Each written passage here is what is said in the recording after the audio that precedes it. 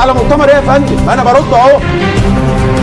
ده ناس مجانين وعلى مسؤوليتي الكلام اللي انا بقوله. وذنب الناس ايه؟ هو المشكله بقى، ما دي خطه يا استاذ احمد، هذه خطه الهدف منها عدم الاستقرار في مصر. هم ساقطين وعارفين ان هم ساقطين. يقول لك نسقط كده ونروح البيوت، ده احنا نسقط ونعمل قلق في مصر. هم ما قروش التاريخ. ايه؟ المهندسين مين؟ هم العربيات. ما هو دي الخطه يا بيه. صور واعلام. ما هي دي الخطه يا فندم، هي دي الخطه. علشان بعد كده لما تعلن النتيجه انه ساقط يقول لك تصوروا الانتخابات. والله العظيم ما هينجح. ده انا قاعد حاسبها يا بيه. ده لسه 60% من الصناديق اللي اتفرزت الفريق شفيق سابق بمليون،